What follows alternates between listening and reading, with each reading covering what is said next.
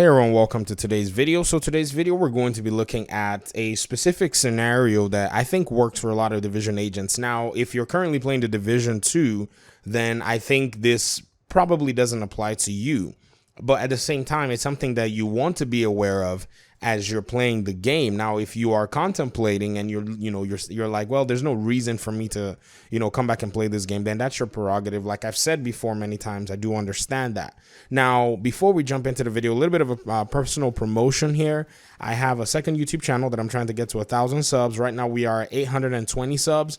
So very short window to close that gap and make it 1,000 subs. Check the description below. It's really cool.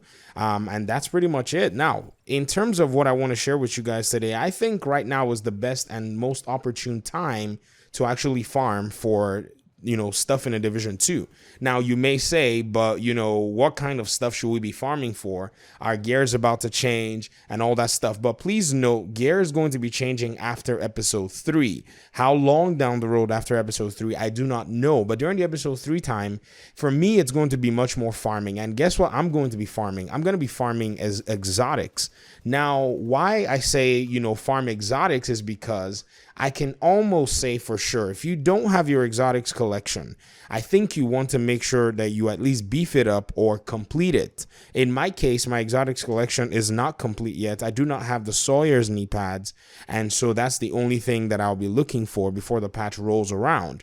Also, with the way the gear and the power cap is coming, I don't know how they implement or how they'll implement for us to be able to get our gear to the next power cap. So if you already have your exotic items, in order for you to be able to get it to the next level cap, I don't know how they're going to do it unless they just say, hey, everybody that's already got an exotic, well, here you go. It's going to be rolled into the next power level cap. Now, if that's not the case, then to get to the next power level cap, and I suspect this is going to be a thing, you're probably going to need to upgrade them with specific materials.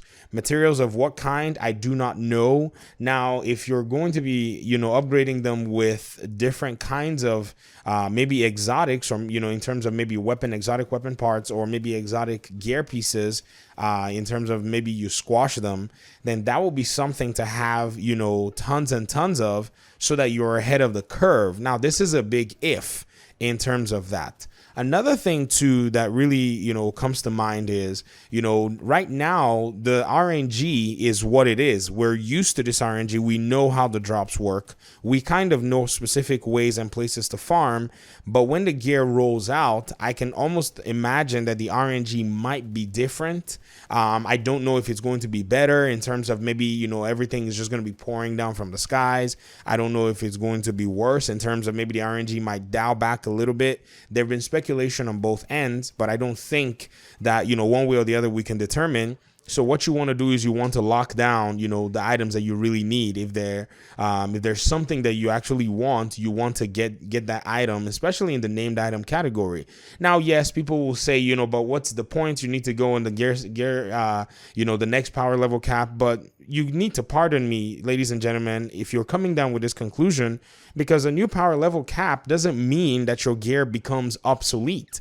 It just means that your gear will have the opportunity to get more powerful. And so when you're farming, you're just replacing items that you already have, in the best possible case, which I think that's what it is. A lot of gear is going to follow a new conversion method. So we're going to be mixing and matching things that are now available to us and then farming, better versions of them. So it makes no sense to actually go ahead and delete all your items or go ahead and write off the new changes based on what we just perceive, but instead prepare for them.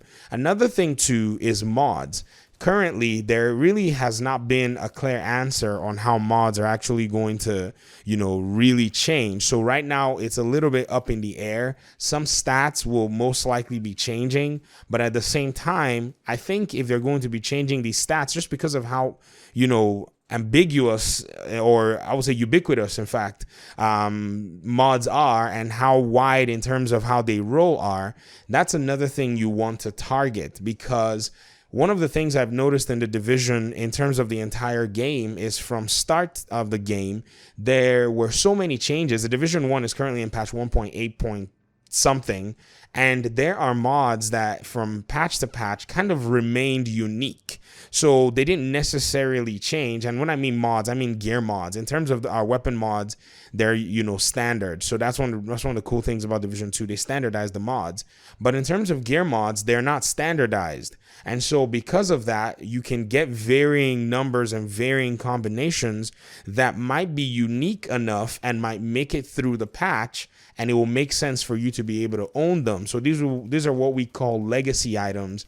And so when the new patch rolls over, if they do not make the changes to these mods, which I don't know if they'll have enough time to get through in making these changes, then you might be fortunate enough, or I would say lucky enough, to have these legacy items. So it boils down to this. Now I think is the best time to farm, and if you're farming and you're running out of room, then it might be worth your time to actually level up another character in that sense. Now, like I said, the patch is this patch TU7 or whatever it is, sorry, TU8 is not coming until after the episode 3. It could be TU 7.1, but Title Update 7 is going to be bringing episode 3. We're not getting all these gear changes. We're going to be, you know, playing new content, talking about that. But in terms of, you know, the opportunity right now for those who are playing the game, and even for the new players, I think for you new players, because there are a lot of new players in the Division 2, believe it or not, you have to understand that there is so much that you have missed out on in the game. And so right now, you may not necessarily even grasp fully what it is, you know, you need to be doing currently. But like I'll say, farm those mods. If you see unique numbers, unique combinations, store them and keep them. And then over the course of, you know, the state of the games and all that, we'll hear exactly what it is that they're trying to do with them. And if, you know, they want to standardize the mod somehow, then we know, okay, we can throw our hands in the air and, you know, delete all our mods and say, well, it doesn't really matter. But until we hear something different, I think these are the opportunities. Exotics and mods, I think this is the perfect time to farm them because the RNG is currently at a place where we know how it works. If a change should show up, some things might be slightly difficult to get, or they might change so much you don't want to be chasing after something that you have the opportunity to get today. So that's pretty much my little PSA, my little video for you guys.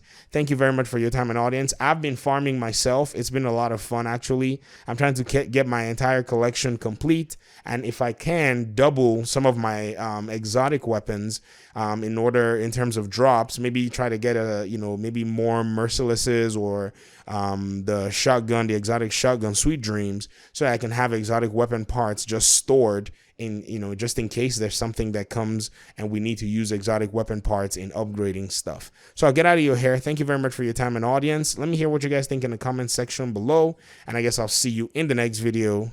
Peace.